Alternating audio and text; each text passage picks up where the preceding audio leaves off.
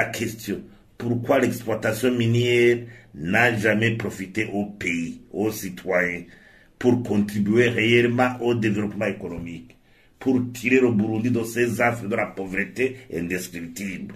C'est regrettable de voir un pays qui regorge de richesses minières, mais qui éprouve des difficultés économiques actuelles, des difficultés économiques singulières, de manque de devises, de manque de produits de première nécessité. Alors, passez-moi conseil ce qui suit. D'abord, il faut que les institutions jouent leur rôle avec compétences en ressources humaines et matérielles et financières. Si on analyse, le ministère de l'énergie et des mines a un budget annuel l'année passée de 100 milliards, cette année 223 milliards pour l'étude géologique et minière. Des fonds sont alloués pour chaque année pour faire des études géologiques et minières. On devrait avoir des résultats. L'Office burundais des mines et des carrières a un budget d'équipement de plus de 200 millions de francs. C'est un budget pour aider à l'office minier d'avoir une mainmise de suivi et de contrôle sur toute question minière.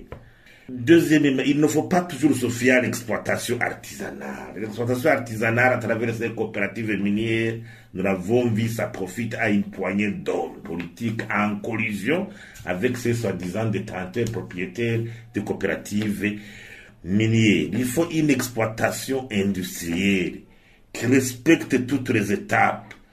D'abord la prospection, la recherche qui doit même aller en profondeur pour voir la quantité, les réserves minières et l'opportunité même d'exploitation. L'étude de faisabilité qui montre si vraiment il y a nécessité d'exploiter le gisement minier par rapport aux résultats financiers qu'on pourra avoir. Parce que l'étude de faisabilité montre si vraiment on va avoir bénéfice par rapport à l'exploitation minière engagée.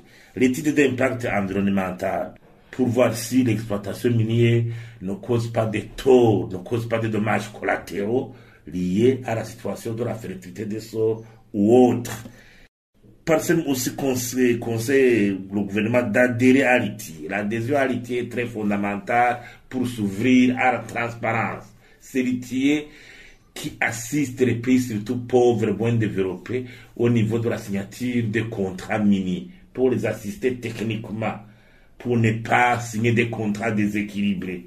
Vous savez, ces multinationales se comportent comme des rapaces, et quand ils font face à des gouvernements faibles, des pays pauvres, il y a tendance à signer des contrats déséquilibrés. L'exemple est que le président de la République vient d'annuler certains contrats signés avec des multinationales au niveau de l'exploitation des terres rares. L'adhésion à l'ITIE est très fondamentale.